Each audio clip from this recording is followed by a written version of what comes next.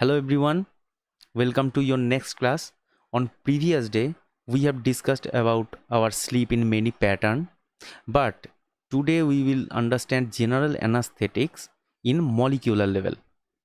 Okay, to understand general anesthetics mechanism of action in molecular level, at first you have to understand that in our brain we have many different functions are happening all the time. That is why numerous of neurotransmitter plays an important role to conduct this type of work.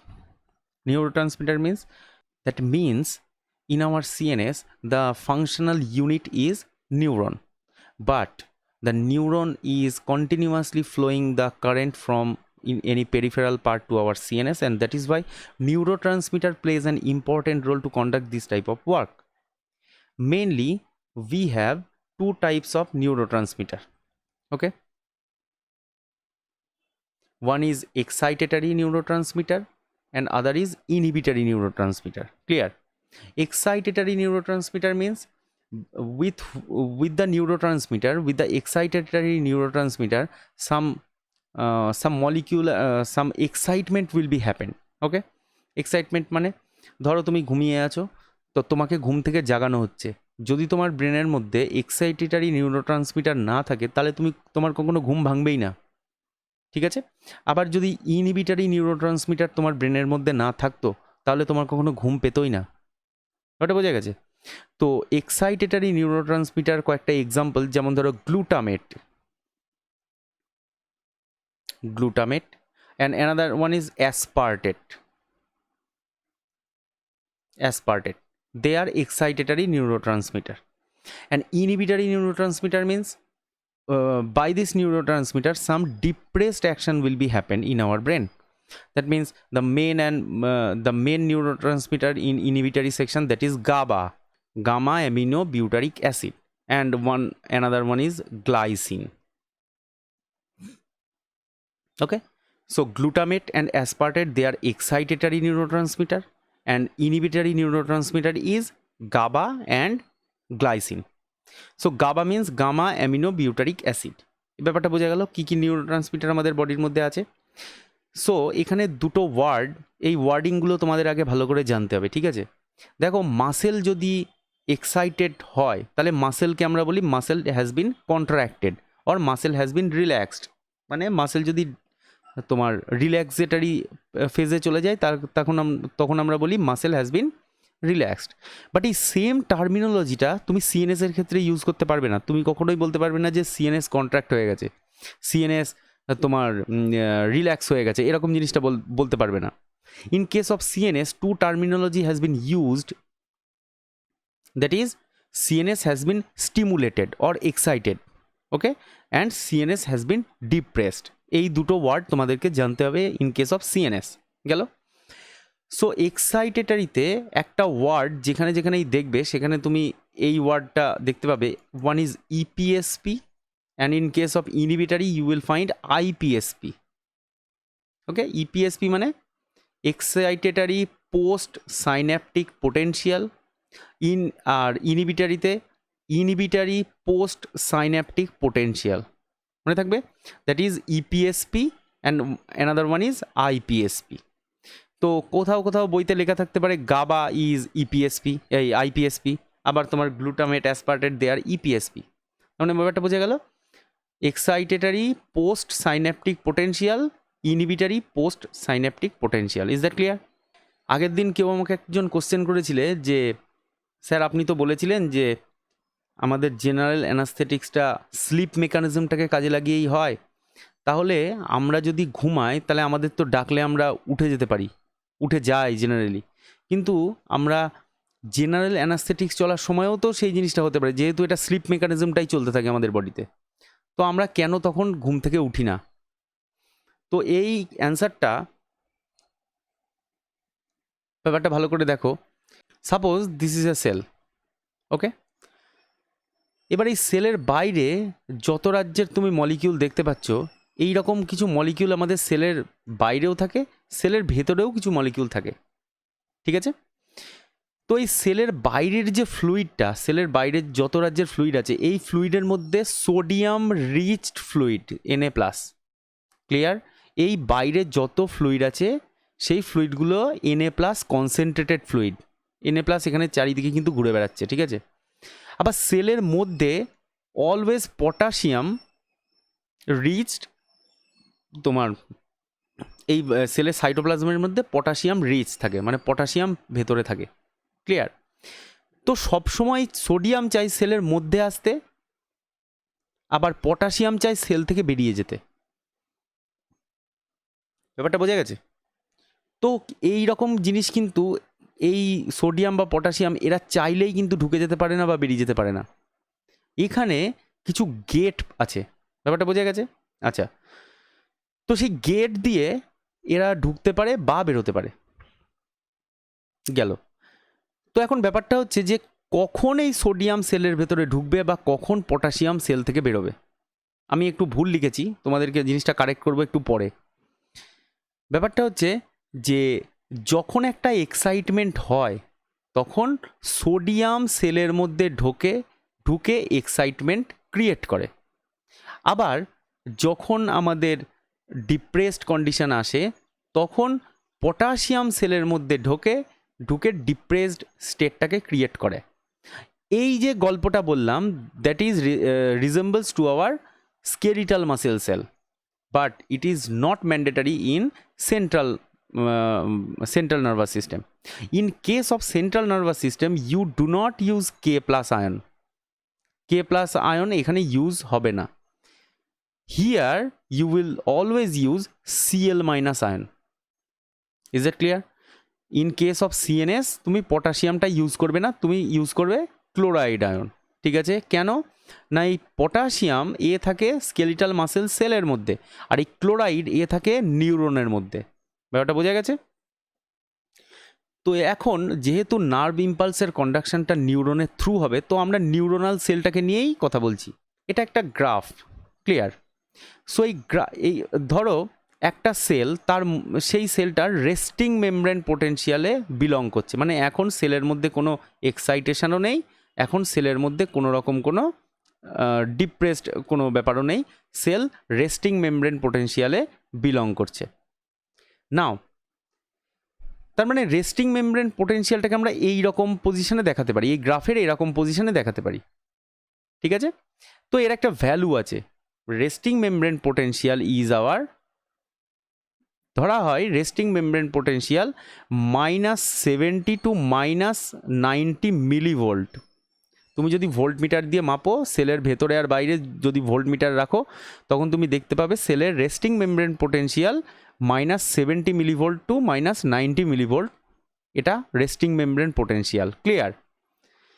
তো যখন sodium সেলের মধ্যে ঢোকার চেষ্টা করলো তখন এই যে এক্সাইটমেন্টটা বাড়ছে আস্তে আস্তে, এটা যত টাইম যাচ্ছে এটা টাইম, আর এটা এক্সাইটমেন্ট স্টেট, ঠিক আছে? যত টাইম যাবে তত সোডিয়াম সেলের মধ্যে যত ঢোকার চেষ্টা করলো, দেখো এক্সাইটমেন্ট বেড়ে গেল, এরকমভাবে বেড়ে গেল। তারপরে হুট করে তোমার একটা পিক আসে, যে পিকে গিয়ে সোডিয়ামের কনসেন্ট্রেশন সব থেকে বেশি হয় আমাদের সেলের মধ্যে। এই ব্যাপারটা মাসেল কন্ট্রাকশনের ব্যাপার, এটার একটা ডিটেলড ভিডিও আছে, আমি অত ডিটেলে যাচ্ছি না, তোমাদেরকে জাস্ট একটা জিনিস বোঝানোর জন্য এই জিনিসটা বলার চেষ্টা করছি। তো একটা পিকে এইরকম পিক লেভেলে গিয়ে এটা হাইয়েস্ট কনসেন্ট্রেশন আমাদের সেলের মধ্যে সোডিয়ামের হয়, এটাকে বলে হাইয়েস্ট কনসেন্ট্রেশন এক্সাইটমেন্টের, এটা এক্সাইটমেন্টের হাইয়েস্ট কনসেন্ট্রেশন, আর এটা আমাদের রেস্টিং মেমব্রেন পোটেনশিয়াল, ক্লিয়ার? তো তুমি যদি সেলের মধ্যে আরও সোডিয়াম ঢোকাও কোনো ড্রাগ দিয়ে, তখন এই পিকটা আরও বেড়ে যাবে, এরকম আরও বেড়ে যাবে, ঠিক আছে? এই জায়গাটাকে আমরা বলবো হাইপার এক্সাইটেটরি স্টেট, ক্লিয়ার? এবার যদি তুমি কখনো কোনো ড্রাগ দিয়ে এই রেস্টিং মেমব্রেন পোটেনশিয়ালের থেকেও যদি তুমি আরও গ্রাফটাকে নামিয়ে দিতে পারো, তার মেমব্রেনের পোটেনশিয়াল ধরো এখানে -90 মিলিভোল্ট, এটা রেস্টিং মেমব্রেন, তো তুমি এইটাকে 130 to 150-তে নিয়ে চলে যেতে পারলে, দেন ওই কনসেন্ট্রেশনটাকে আমরা বলবো, যেটা লোয়ার কনসেন্ট্রেশন হয়ে গেছে সেটাকে বলবো hyper polarisation. Hyper polarisation or hyper polarised state. ঠিক আছে, তো এবার ঘটনা হলো তোমার এই সেলটা যখন হাইপার পোলারাইজ স্টেটে চলে গেছে, মানে huge amount of chloride ion এই সেলের মধ্যে ঢুকে গেছে, তখন তুমি কি করতে পারবে? তখন তোমার যদি অল্প একটু সোডিয়াম ঢোকে, তোমাকে যদি হালকা ইম্পালস দেওয়া যায়, তখন তুমি কিন্তু জাগবে না। কেন জাগবে না? তোমার এই রেস্টিং মেমব্রেন পোটেনশিয়াল থেকে অনেকটা নিচে নেমে গেছো, তোমার হাইপার পোলারাইজ স্টেটে চলে গেছো। তোমাকে তখন সোডিয়ামের কনসেন্ট্রেশন ধীরে ধীরে বাড়াতে হবে, এখান থেকে ক্লোরাইডগুলোকে বার করে দিতে হবে। তো যখন তুমি এসে এই রেস্টিং মেমব্রেন পোটেনশিয়ালে আসবে, তারপর যখন সোডিয়াম আস্তে আস্তে তোমার সেলের মধ্যে ঢোকার চেষ্টা করবে, তখন তুমি ধীরে ধীরে ইম্পালসটা গ্যাদার করার চেষ্টা করবে। ব্যাপারটা ক্লিয়ার প্রত্যেকের কাছে? তো আমরা যখন ঘুমাই তখন আমাদের এই 70 to 92 মানে -70 to -90 মিলিভোল্ট, এটা 100 কি 120 অবধি চলে যেতে পারে, 120 অবধি চলে যায়, হাইপার পোলারাইজড হয়ে যায় আমাদের সেল, সিএনএসের সেলগুলো হাইপার পোলারাইজড হয়ে যায়। এবার তুমি যখন তাকে জার্ক দিচ্ছ, তুমি যখন তাকে ডাকছো ভালো করে, সে উঠছে না। কেন? তার ওই সোডিয়ামটা সেই লেভেল অবধি টানতে পারছে না। যেই মাত্র সোডিয়ামটা তোমার সেলের মধ্যে সেই লেভেলটাতে চলে গেল, তখন তুমি মনে করলে যে হ্যাঁ আমাকে কেউ ডাকছে, তোমার মাথার মধ্যে একটা ইম্পালস গেল। আদারওয়াইজ যদি এমন কন্ডিশন হয় তোমার সেলের মধ্যে ক্লোরাইড আয়নটাকে ফোর্সফুলি ধরে রাখা হয়েছে, ক্লোরাইড আয়নটাকে সেলের মধ্যে ফোর্সফুলি ধরে রাখা হয়েছে, কোনো সোডিয়ামকে সেলের মধ্যে ঢোকাতে দেওয়া হচ্ছে না, তাহলে তোমার কোনো ইম্পালস জেনারেশন হবে না, তুমি কোনো সেন্স পাবে না। Is that clear? তো এখন তুমি কি বুঝলে ব্যাপারটা? যে এই সেলকে যদি হাইপার পোলারাইজ স্টেটে নিয়ে যেতে হয়, one of the important ion present, that is our chloride ion. Clear? It is chloride ion. তার মানে তুমি কি জানতে পারলে? একটা জেনেছো আগে যে আমাদের ইনহিবিটারি নিউরোট্রান্সমিটার গাবা, অ্যান্ড আর একটা কী জানলে? এই সেলের মধ্যে ক্লোরাইড আয়ন যখন এন্ট্রি করে তখন আমাদের সেল ধীরে ধীরে হাইপার পোলারাইজেশন স্টেটে চলে যায়। That means there is a significant relationship between GABA and chloride ion. Now we will understand this GABA and chloride ion together. Clear? আচ্ছা, এবার তো আমি বললাম যে গাবা একটা নিউরো ট্রান্সমিটার। তো তোমাদের আশা করি বলতে হবে না যে নিউরো ট্রান্সমিটার কোথায় থাকে বা কোথার থেকে রিলিজ হয়, তোমরা আশা করি জানো। তবু আমি আরেকবার বলে দিচ্ছি, দেখে নাও। নিউরো ট্রান্সমিটার মিন্স এই যে নিউরনের সাইন্যাপটিক নব, ফ্রম দিস সাইন্যাপটিক নব আমরা কি জানতাম এতদিনে? অ্যাসিটাইল কোলিন, অ্যাড্রিনালিন, হ্যানো ত্যানো সব এখান থেকে রিলিজ হয়। But in case of CNS, the inhibitory neurotransmitter is GABA can be secreted from the synaptic vesicles. এইগুলো সাইন্যাপটিক ভেসিকেলস, এই ভেসিকেলস থেকে দেখছো এই পিঙ্ক কালারের কিছু দানা দানা দানা দানা দেখা যাচ্ছে, দে আর গাবা। ধরে নাও এগুলো গাবা, মানে গামা অ্যামিনো বিউটারিক অ্যাসিড, এই জিনিসটা রিলিজ করেছে। নাও গাবা যদি এখান থেকে রিলিজ করে, গাবা গিয়ে কার সাথে অ্যাটাচ হবে? এইটা ধরে নাও পোস্ট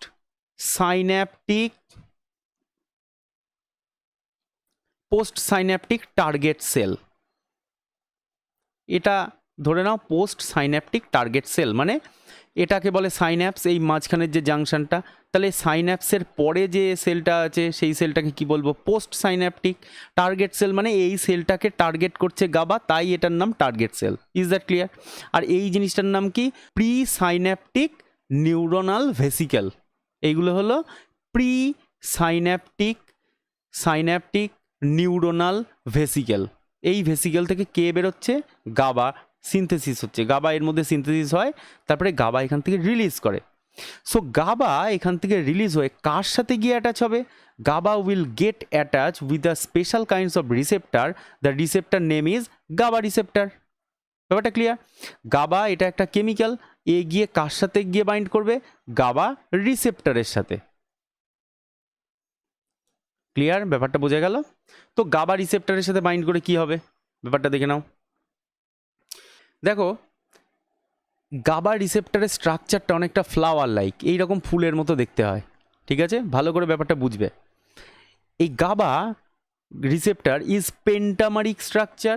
পেন্টামারিক যেহেতু এর 5খানা সাব ইউনিট আছে, This GABA receptor has 5 subunit, that is called, this is pentameric structure, and this is transmembrane domain. তার মানে কি, দেখো এখানে সেল মেমব্রেন, সেল মেমব্রেনের হাফ আছে এর বাইরে, হাফ আছে এর ভেতরে, তার মানে যেটা সেল মেমব্রেনের উপরে প্লেসড থাকে, they are called transmembrane protein or transmembrane domain. This GABA receptor is protein like substance. এটা একটা protein like substance, clear? So the subunit of the GABA receptor is 2 alpha, এটা একটা alpha, এটা একটা alpha, 2 beta, দুটো beta থাকবে, and 1 gamma will be there. ওকে, তো এখানে 2 alpha, 2 beta and 1 gamma হলো।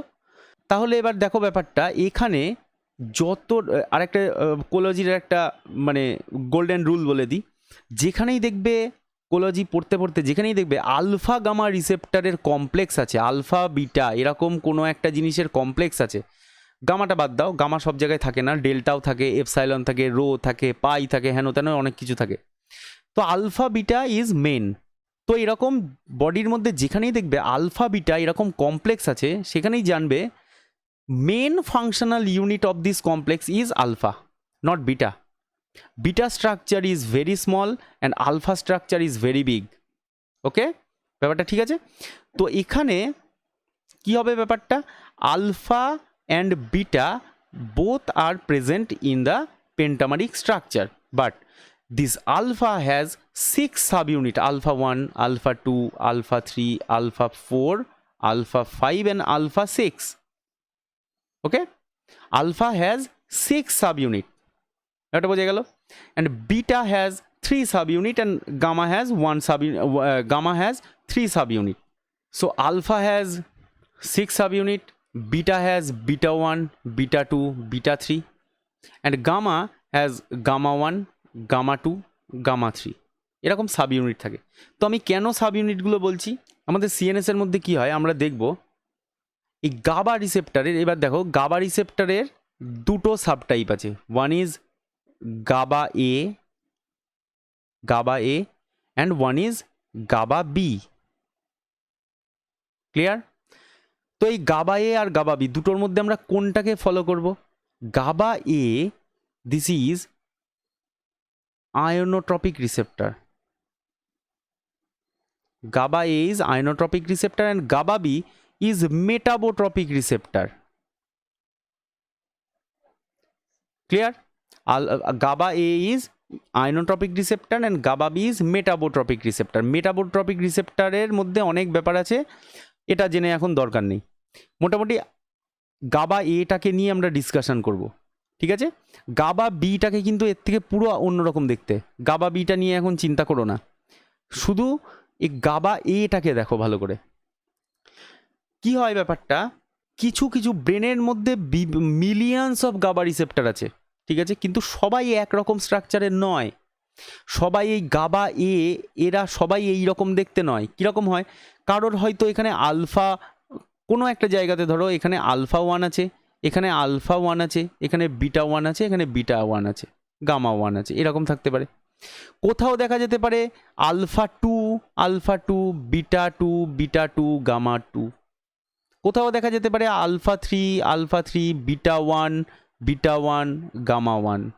এরকম ভ্যারিয়েশন আছে, এরকম কিছু অনেক টাইপের, অনেক কন্ডিশনের ব্যাপারে অনেক ভ্যারিয়েশন আছে। এই সমস্ত ভ্যারিয়েশনের রিসেপ্টারগুলো থ্রু আউট আমাদের ব্রেনের মধ্যে বিভিন্ন জায়গায় ডিস্ট্রিবিউটেড থাকে।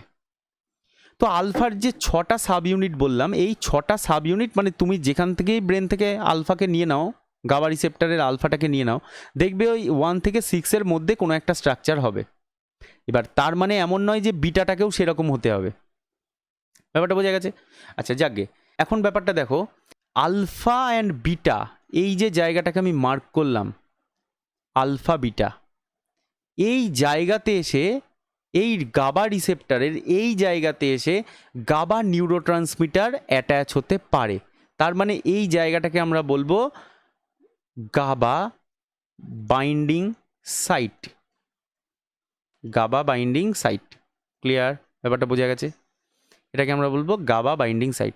গাবা মানে গাবা এখান থেকে রিলিজ করবে, তোমার এই নিউরোট্রান্সমিটারটা এই সেল থেকে রিলিজ করে গিয়ে minimum quantity of GABA chemical is 2, minimum quantity of GABA is 2। তার মানে এই রিসেপ্টারটাকে অ্যাক্টিভেশন করার জন্যে মিনিমাম 2টো মলিকিউল গাবা কেমিক্যালটা লাগবে, মানে গাবা নিউরোট্রান্সমিটার লাগবে। যাকগে সেই 2টো গাবা কেমিক্যাল এসে, মানে নিউরোট্রান্সমিটার এসে একটা এখানে অ্যাটাচ করলো, একটা এখানে অ্যাটাচ করলো। Is that clear? তো এখানে একটা ছিল এইখানটায় রিসেপ্টারের বাইন্ডিং সাইট, আর একটা ছিল কোথায় ওই দিকে, আমি সেটা দেখাতে পারলাম না, আমি এই জায়গাটাই দেখিয়ে দিলাম। ঠিক আছে, এটা কিন্তু গামার সাথে ম্যাচ করো না, এটা কিন্তু গামাতে নয়, এটা আলফা আর বিটার সাথে। তাহলে 2টো কেমিক্যাল এখানে একটা আসলো আর এখানে একটা এসে অ্যাটাচ হলো। যেই এখানে অ্যাটাচ হলো তখন কি হবে, এই রিসেপ্টারটা আস্তে আস্তে খুলে যাবে, ওপেন হবে, ফুল ফোটার মতো এরকম ফুলে উঠবে। যেই খুলবে, numerous amount of chloride ion will pass through the GABA receptor from your extracellular fluid to intracellular fluid. ব্যাপারটা ক্লিয়ার? গাবা নিউরোট্রান্সমিটার যখন এই গাবা রিসেপ্টরের বাইন্ডিং সাইটের সাথে গিয়ে অ্যাটাচ করবে, তখন এই চ্যানেলটা ওপেন হবে, চ্যানেলটা ওপেন হয়ে গিয়ে ক্লোরাইড আয়ন এই সেলের মধ্যে ঢুকবে। তো গাবার আর একটা নাম আছে, এটার নাম হলো লিগ্যান্ড গেটেড ক্লোরাইড চ্যানেল। ব্যাপারটা মনে থাকবে, লিগ্যান্ড গেটেড ক্লোরাইড চ্যানেল। ব্যাপারটা কিন্তু খুব মানে আছে। লিগ্যান্ড মানে কি? লিগ্যান্ড মানে যে কোনো কিছু হতে পারে, কোনো এনজাইম হতে পারে, কোনো ইম্পালস হতে পারে, কোনো প্রোটিন হতে পারে, কোনো হরমোন হতে পারে, যে কোনো কিছু জিনিস বাইরের কোনো একটা মলিকিউল হতে পারে। এই বাইরের কোনো একটা মলিকিউল যখন কোনো একটা চ্যানেলের সাথে অ্যাটাচ হয়, তার মানে লিগ্যান্ড গেটেড, এটা একটা গেটেড চ্যানেল, তাই লিগ্যান্ড গেটেড। যদি লিগ্যান্ড, এখানে কন্ডিশন হচ্ছে যদি লিগ্যান্ড এসে বাইন্ড হয় তাহলেই এটা ওপেন হবে, আদারওয়াইজ এটা অন্য টাইমে ক্লোজ থাকে। নর্মালি গাবা রিসেপ্টার ক্লোজ থাকে, বাট যখন এই গাবা নিউরোট্রান্সমিটার এসে এখানে অ্যাটাচ করে তখনই একমাত্র এই জিনিসটা ওপেন হয় বা খোলে। সেই জন্য এটাকে আমরা বলবো লিগ্যান্ড গেটেড ক্লোরাইড চ্যানেল। আমাদের এরকম ভেরিয়াস কাইন্ড অফ চ্যানেল আছে। কিছু কিছুকে বলবে তোমরা লিগ্যান্ড গেটেড আয়ন চ্যানেল, কিছু কিছুকে বলবে ভোল্টেজ গেটেড আয়ন চ্যানেল, এরকম জিনিসগুলো আছে। প্রত্যেকটা ক্লাসে আমি একটা করে বলতে থাকবো এরকম জিনিস, ঠিক আছে? তো আমরা আজকে কি জানলাম? Ligand gated chloride channel. কোনো চ্যানেল এমন আছে যেখানে লিগ্যান্ডের দরকার হয় না, যেটা ভোল্টেজ ড্রপ আউট হয়ে গেলে তখন এই চ্যানেলটা ওপেন হয়, সেটাকে আমরা বলবো ভোল্টেজ গেটেড আয়ন চ্যানেল। সেটাকে আমি এখন আসছি না, ডিটেলে পরে আসবো। তো এই জিনিসটাকে লিগ্যান্ড গেটেড ক্লোরাইড চ্যানেল। তার মানে কি, লিগ্যান্ড একটা এসে বাইন্ড করলো, তবে খুললো, ক্লোরাইড আয়ন পাস করলো। তাহলে এখন কোশ্চেন হলো, স্যার লিগ্যান্ড গেটেড কি সোডিয়াম চ্যানেলও হয়? এইখানে এই আয়নটাকে কি চেঞ্জ করে অন্য কোনো নামও বসানো যায়? ইয়েস হয়। লিগ্যান্ড গেটেড সোডিয়াম চ্যানেল হয়, লিগ্যান্ড গেটেড ক্যালসিয়াম চ্যানেল হয়, লিগ্যান্ড গেটেড পটাশিয়াম চ্যানেল হয়, এরকম সমস্ত জিনিস হয়। বাইরে থেকে কোনো একটা কেমিক্যালকে এসে অ্যাটাচ হতে হবে, তাহলে কোনো কেমিক্যালকে ওপেন হতে পারে। And very much important thing is this channel is only for chloride ion, and this channel is not accessible for any other ions like your sodium, calcium, potassium. They cannot pass through this GABA receptor. Only chloride ion can pass through this GABA A receptor. ব্যাপারটা মনে থাকবে। এই গাবা এ যে রিসেপ্টারটা তুমি দেখলে এতক্ষণ ধরে, এর মধ্যে দিয়ে কে পাস করতে পারে? Only chloride ion can pass. তাহলে ব্যাপারটা বোঝা গেছে। What is the relationship between GABA and chloride ion? তার মানে তুমি ব্যাপারটা কি বুঝলে? গাবা এখান থেকে রিলিজ করবে, করে নিয়ে ক্লোরাইড আয়নকে সেলের মধ্যে ঢুকিয়ে দেবে। ঢোকানোর পর কি হবে? আমাদের সেলটা হাইপার পোলারাইজ স্টেটে চলে যাবে, আমাদের সেলটা হয়ে যাবে ডিপ্রেসড। Is that clear? প্রত্যেকে বুঝতে পারলে কীভাবে আমাদের ঘুম আসে ইন মলিকিউলার লেভেল?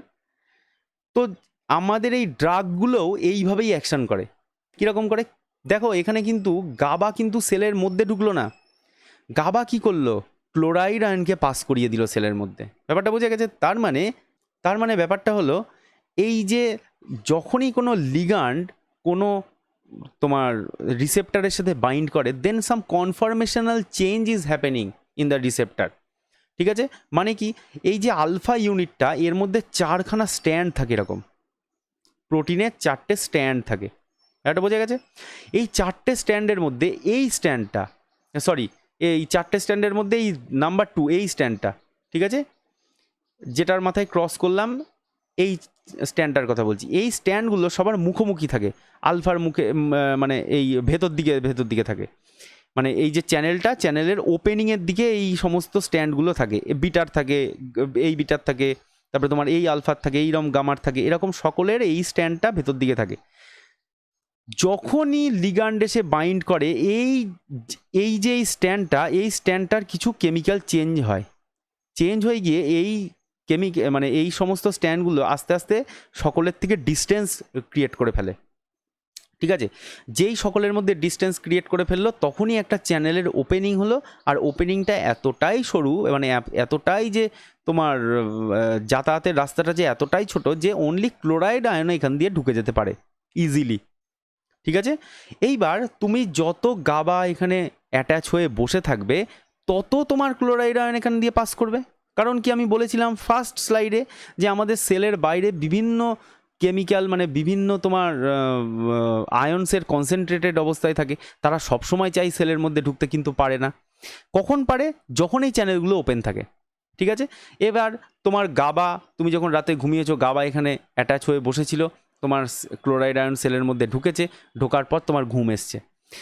যত টাইম পাস করবে, যত টাইম আস্তে আস্তে এগোবে, তত গাবার এখান থেকে সিক্রিশন আস্তে আস্তে কমতে থাকবে। যত গাবার সিক্রিশন কমতে থাকবে, এখানে গাবার অ্যাটাচমেন্ট কমতে থাকবে, যত গাবার অ্যাটাচমেন্ট কমতে থাকবে তত ক্লোরাইড আর এর মধ্যে ঢুকতে পারবে না। ব্যাপারটা বোঝা গেল? তাহলে ক্লোরাইড ঢুকতে পারবে না তো কে ঢুকবে? আস্তে আস্তে আস্তে আস্তে সোডিয়াম চ্যানেলগুলো ওপেন হবে, তোমার স্টিমুলাস আসতে থাকবে। কেউ ধরো ঘুম থেকে উঠেছো, মোরগ ডাকছে, এই করতে করতে কী হবে, তোমার কানের মধ্যে দিয়ে আস্তে আস্তে ইম্পালস জেনারেট করবে, ইম্পালস ঢুকবে, ঢুকতে ঢুকতে ঢুকতে ঢুকতে কী হবে, একটা টাইম এমন আসবে যে ওই রেস্টিং মেমব্রেন পোটেনশিয়ালে তোমার সেলের কন্ডাকশনটা চলে যাবে, তখন তুমি আস্তে আস্তে ঘুম থেকে উঠবে। ম্যাটারটা ক্লিয়ার? ইন্টারেস্টিং। তো আমাদের বডিতে যত রাজ্যের কেমিক্যালগুলো আছে, এবার এই কেমিক্যালেরও ব্যাপার আছে, কোন কেমিক্যাল কোথায় এসে বাইন্ড করে, এইটা আমরা নেক্সট ক্লাসে ডিসকাস করব। ঠিক আছে, আমরা শুধু আজকে জানলাম গাবা রিসেপ্টরটা কী, কীরমভাবে অ্যাকশন করে, আর এর ফাংশনাল ইউনিটগুলো জানলাম। নাও, the general anesthetics is classified by two types. One is inhalation anesthetics and other is intravenous anesthetics. Now, in case of inhalation anesthetics, we have two types of anesthetics, that is our gas and other is volatile liquid. Gas means nitrous oxide is a gas, and newer anesthetics is xenon. Newer, এটা নতুন বেরিয়েছে, ঠিক আছে, xenon। আর যত volatile liquid আছে তার মধ্যে ধরো ইথার, হ্যালোথেন, এনফ্লুরেন, ডেসফ্লুরেন, আইসোফ্লুরেন, এই যে নামগুলো মনে রাখবে কিন্তু, ঠিক আছে, এরা হলো তোমার ভোলাটাইল লিকুইড, মানে এরা নর্মালি লিকুইড থাকে, কোনো মেশিনের মধ্যে দিতে হয়, দিলে এরা গ্যাস ফর্ম করে যায়, সেই গ্যাসটাকে নাকের মধ্যে চেপে ধরলে মানুষ অ্যানাস্থেসিয়াতে চলে যায়। আর এই নাইট্রাস অক্সাইড ন্যাচারালি এটা একটা গ্যাস, জেনন ন্যাচারালি একটা গ্যাস, ঠিক আছে। তো এই গ্যাসগুলো আর ভোলাটাইল লিকুইডগুলো এগুলো আমরা অ্যানাস্থেটিক্স হিসাবেই ইউজ করতে পারি। অ্যান্ড ইন্ট্রাভিনাস মানে যেগুলো আমাদের ভেনের মধ্যে ডাইরেক্ট ইনজেক্টাইল করা হয়, মানে ইনজেকশনের মাধ্যমে দেওয়া হয়, সেগুলোর এক একটার নাম হলো, একটা গ্রুপের নাম হলো তোমার বেনজোডায়াজিপিন, নামটা মনে রাখবে, বেনজোডায়াজিপিন। বেনজোডায়াজিপিনের মধ্যে কিছু ড্রাগ আছে, যেমন ধরো তোমার ডায়াজিপাম, লরাজিপাম, মিডাজোলাম, এরকম কিছু ড্রাগ আছে। এই ড্রাগগুলোকে মনে রাখবে, আমরা ডিটেল ড্রাগের আলোচনা আমরা নেক্সট ক্লাসে করব। আজকে জাস্ট নামগুলো সম্পর্কে তোমাদেরকে অ্যাওয়্যার করলাম।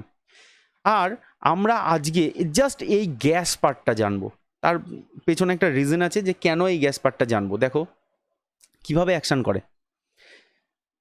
দেখো এখানে একটা পয়েন্ট লিখেছি, minimum alveolar concentration or Mac, ঠিক আছে, ব্যাপারটা ভালো করে বোঝো। মিনিমাম অ্যালভিওলার কনসেন্ট্রেশন মানে আমরা যখন কোনো অ্যানাস্থেটিক্সকে গ্যাস হিসাবে ইউজ করছি, গ্যাস অথবা লিকুইড। দেখো লিকুইড তো আর আমরা খাইয়ে দিতে পারি না, ওই লিকুইড যেটা তোমরা দেখলে ইথার, ডাইইথাইল ইথার, তারপরে তোমার ওই ধরো এনফ্লুরেন, ডেসফ্লুরেন, এগুলোকে মেশিনের মধ্যে দিয়ে এগুলোকে গ্যাস ফর্ম করানো হয়, তারপরে নাকের মধ্যে চেপে ধরে। তোমরা মানে আমরা যখন ওইগুলোকে ইনহেল করি তখন এগুলো আমাদের ট্রাকিয়া দিয়ে চলে যায় ডাইরেক্ট অ্যালভিওলাইয়ের মধ্যে।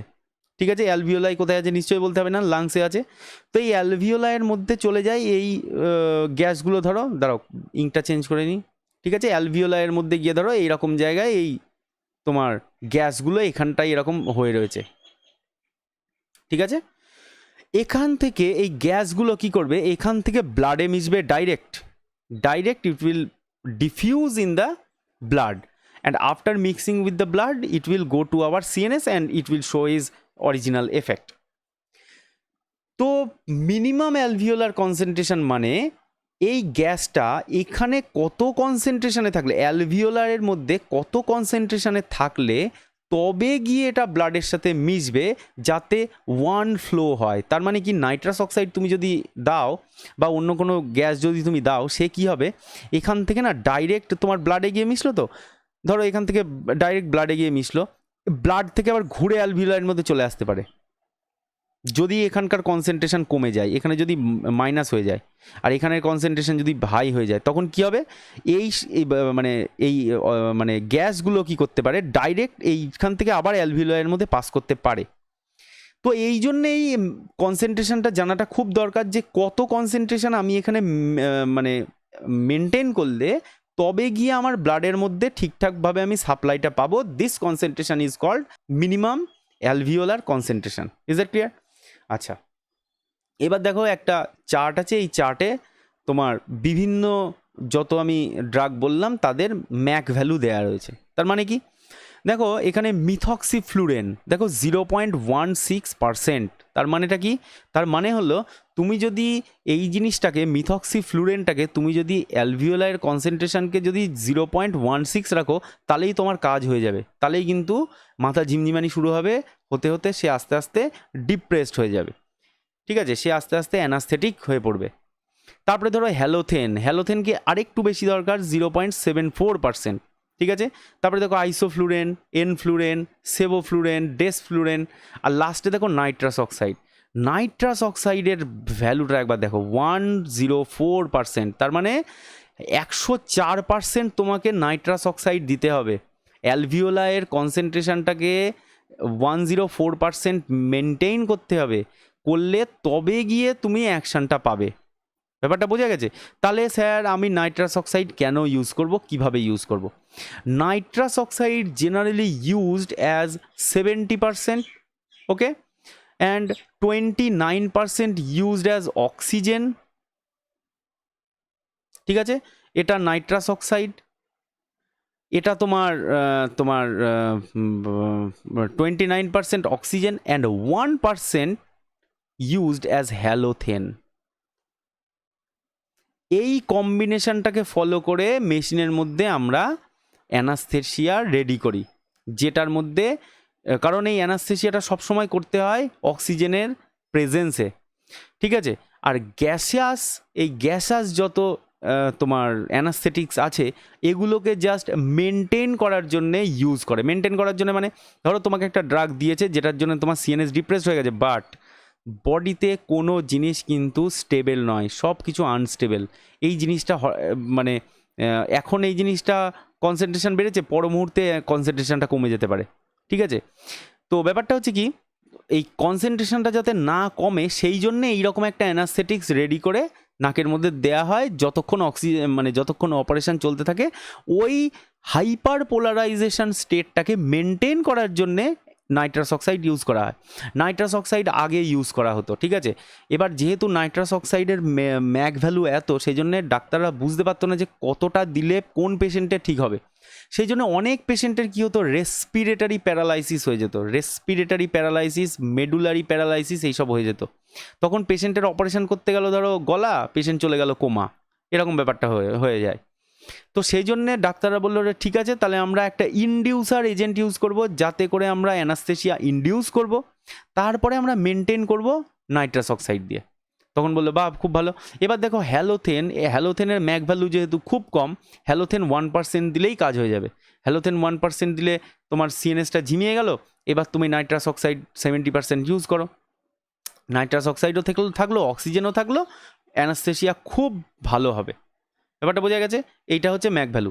তার মানে তুমি একটা জিনিস এখান থেকে বুঝলে, ম্যাক ভ্যালু যত বাড়বে সেই কেমিক্যালটা তত বেশি নন পোটেন্ট। দেখো এখানে লেখা আছে লিস্ট পোটেন্ট, ঠিক আছে? আর ম্যাক ভ্যালু যত কম হবে তত সেটা পোটেন্ট। একদম ক্লিয়ার ব্যাপারটা? তো আজকের ক্লাস আর বেশি বড় করছি না, এই ড্রাগগুলোকে একটু মনে রেখো। নেক্সট দিন আমরা ড্রাগের ব্যাপারে ডিসকাশন করব, আর গাবা রিসেপ্টারের ওপরে কোন ড্রাগের কী অ্যাকশান, কীভাবে অ্যাকশান হয় সেগুলোকে আমরা ডিসকাস করব। ক্লিয়ার? আচ্ছা, সকলে ভালো থেকো, নেক্সট ক্লাসে আবার ডিসকাশন হবে। Thank you, by.